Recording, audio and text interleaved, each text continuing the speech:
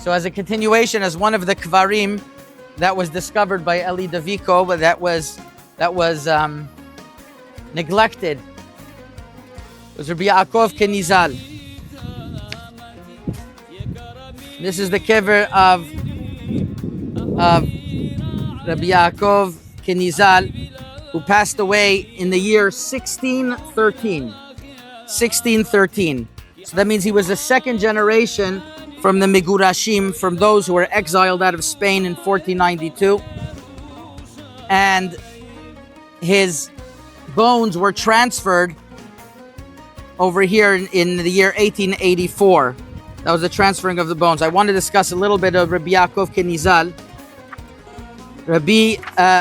Rabbi Yosef bin Makan, the Sefer Malchei Rabbanan, who's also buried around here.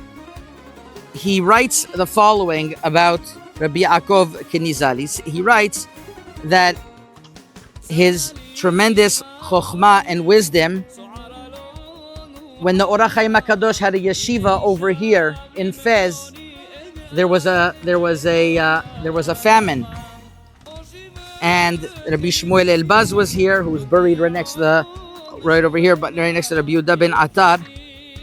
And what they were trying to find was praying that the rain should stop. So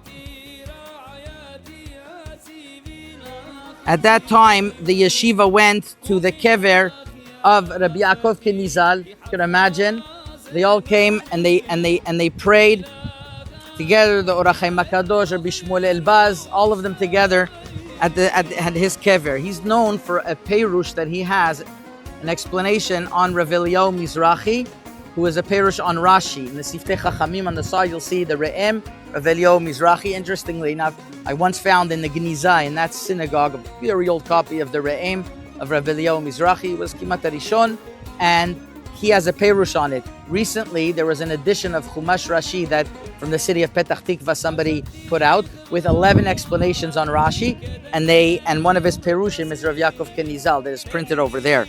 It's a very deep explanation, and he writes that he is, when they moved the kever in 1884, it was moved next to the Atzamot, next to Rav Yehuda ben Attar, as we see over here.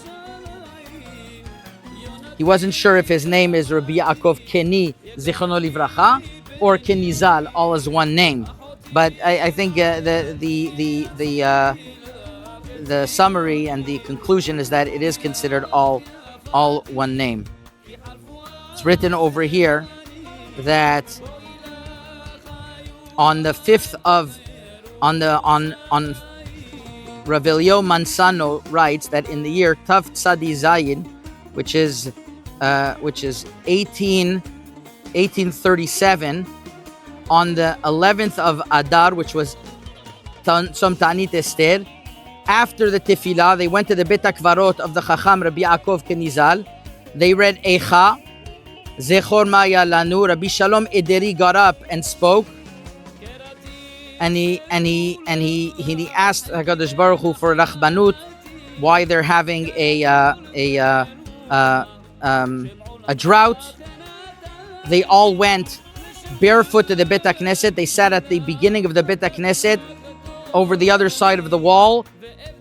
That there was Chasadim and Chachamim that were buried over there, among them Rabbi Yaakov Kenizal, and that's where they prayed. So it was a makom of tefillah, not only by the yeshiva of Or HaChaim HaKadosh. It seems to be throughout generations. This was a tremendous place of tefillah. You can imagine the Or HaChaim HaKadosh and over here Rabbi Shalom Ederi and Rabbi Shmuel ben Denan also writes. This way they did slichot by his kever. Okay.